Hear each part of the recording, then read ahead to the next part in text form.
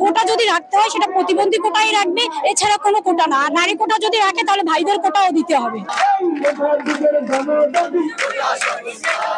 আমরা কখনো রাজপথে আসতে চাই নাই, তাহলে আমাদেরকে কেন বারবার রাজপথে আনা হচ্ছে?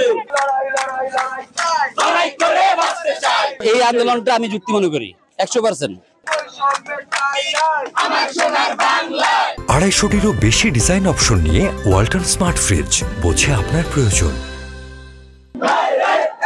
দর্শক সমকালে স্বাগত জানাচ্ছি, আমি খান মনিরুজ্জামান। আমি বর্তমানে রয়েছি বরিশাল ঢাকা মহাসড়কে কেন্দ্রীয় নতুল্লাবাদ বাস টার্মিনাল এলাকায়।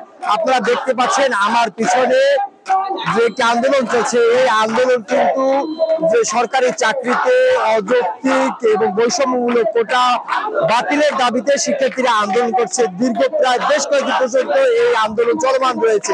আজকে এই শিক্ষার্থীদের আন্দোলনে বরিশাল ঢাকা মহাসড়ক কিন্তু একদম অচল হয়ে পড়েছে এবং বিএম কলেজের শিক্ষার্থীদের ঢাকা এই আন্দোলনে যুক্ত হয়েছে সরকারি হাতামালি কলেজ, টেক্সটাইল ইঞ্জিনিয়ারিং কলেজ সহ বেশ কয়েকটি কলেজ কিন্তু এবং কলেজের শিক্ষার্থীরা এই আন্দোলনে অংশ নিয়েছে। আমরা আপনাকে মা বলে আখ্যায়িত করতে চাই, কিন্তু আমাদের দাবি, আমাদের যৌক্তিক আন্দোলন আমরা সফল না হওয়া পর্যন্ত আমরা ঘরে ফিরে যাব। আমরা তো চাই আমরা খাতা কলম বই নিয়ে আমরা ক্লাসে থাকতে চাই। আমরা কি রাজপথে আসতে চেয়েছি? আমরা কখনো রাজপথে আসতে চাই নাই, তাহলে আমাদেরকে কেন বারবার রাজপথে আনা হচ্ছে? আমাদের মাননীয় প্রধানমন্ত্রী শেখ হাসিনা তিনি আমাদের কথা বলেছিলেন যে আমরা যেটা করছি সেটা যৌক্তিক না।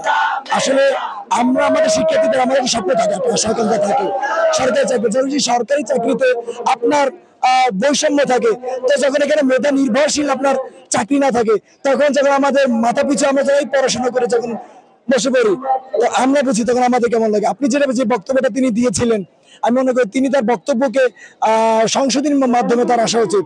আমাদের জন্য যে নারী কোঠা রাখা হয়েছে, আমি সেই নারী কোঠার সর্বপ্রথমে তীব্র বিরোধিতা করছি। কারণ দেখেন 5%, 10% নারী কোঠায় সারা বাংলাদেশের নারীদের চাকরি হচ্ছে না, সীমিত আকারে চাকরি হচ্ছে। সেই চাকরিরও আমাদের প্রয়োজন নেই, কারণ 5 জনের চাকরি দিয়ে কোটাতে বললো নারীদের চাকরি দিয়েছি, বাকি নারীদের তো আর চাকরি নাই ভাই। 5 জনের চাকরিতে 5টা সংসার চলে, বাকি নারীরা কি অপরাধ করছে? তারাও তো টাকা পয়সা খরচ করে লেখাপড়া করতেছে। তো ওই নারী কোটার দরকার নেই। কোটা যদি রাখতে হয় সেটা প্রতিবন্ধী কোটাই রাখবে, এছাড়া কোনো কোটা না। আর নারী কোটা যদি রাখে তাহলে ভাইদের কোটাও দিতে হবে। আমি মনে করি এই কোটার মাধ্যমে তাদের অধিকার হেনস্থ করা হয়েছে এবং তাদের সম্মান ক্ষুণ্ণ করা হয়েছে এবং আমরা সাধারণ শিক্ষার্থী এই কোটা সংস্কারের জন্য আমরা রাজপথে নেমেছি। তারই ধারাবাহিকতা আজকে সরকারি পুরুষমোহন কলেজ সমন্বয়ে, মানে বরিশালের সকল কলেজের সমন্বয়ে, বরিশাল সরকারি কলেজের ব্যানারে, বরিশাল সরকারি পুরুষমোহন কলেজের ব্যানারে আজকে আমরা এখানে সমাবেষ্ট হয়েছি। এখন একটু তাদের কষ্ট করে মেনে নিতেই হবে। তাছাড়া আমরা যদি এই আন্দোলন এখন এই জায়গায় স্থগিত করে ফেলি, সেক্ষেত্রে আমি মনে করি আমাদের যে পরবর্তী প্রজন্ম আছে তারা আরো বেশি সাফার করবে আমাদের থেকে। তো আমরা সাধারণ মানে কি বলে সেটা, মানে হ্যাঁ, তাদের উপকারের জন্য আমরা এই আন্দোলনটা করতেছি এবং আমাদের মানে দাবিগুলো যতদিন পর্যন্ত না মানা হবে, মানে যৌক্তিক দাবিগুলো যতদিন না মানা হবে ততদিন আমরা রাজপথে থাকবো। আন্দোলনের যৌক্তিকতা আমাদের সংবিধানে স্পষ্ট বলা আছে যে সমতা, সবার সমান অধিকার। তো এখানে যদি 56% কোঠা দেওয়া হয়, সবকিছু পোষ্য কোঠা, মুক্তিযোদ্ধা কোঠা আর প্রতিবন্ধী কোঠা, আমরা প্রতিবন্ধী কোঠার বিরুদ্ধে না, আমরা কোঠারও বিরুদ্ধে না। আমরা চাই কোঠার সংস্করণ করা হোক। যারা মেধাবী আছে 46% যাদের জন্য দেওয়া হয়েছে, এটা কি কাম্য? আপনার কাছে আমার প্রশ্ন, এটা কি কাম্য? এটা পুরো জনগণের কাছে, বাংলাদেশের প্রত্যেকটা নাগরিকের কাছে আমার এই প্রশ্ন যে এটা কি যুক্তিসঙ্গত কিনা। এটা যদি যুক্তিসঙ্গত হয়, আমাদের যুক্তিসঙ্গত কারণগুলো দেখাক।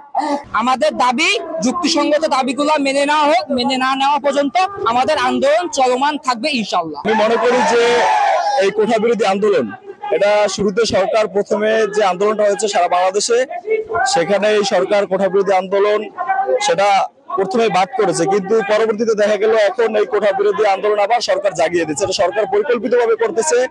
আপনারা ইতিমধ্যে জানেন যে বাংলাদেশে এবং ভারতের সাথে যে একটি চুক্তি হয়েছে, রেল চুক্তি, সেই রেল চুক্তিটি বাংলাদেশের ভিতর দিয়ে যাচ্ছে। এই বিষয়টি এবং এই ইস্যুটি ঢাকার জন্য আমার মনে হয় সরকার এই কোঠা বিরোধী আন্দোলনের ছাত্র সংগঠনকে, ছাত্র জনতাকে জাগিয়ে দিয়েছে, আমার মনে হয় এটা। এই আন্দোলনটা আমি যুক্তি মনে করি 100%। আমি আরাম করছি, আমি হাইড্রোজের আরামে, রিক্সা নাই, রাস্তা ফাঁকা, আমার আরাম লাগতেছে। কার কাছে খারাপ লোক আমার দেখার বিষয় না, আমার আরাম লাগতেছে।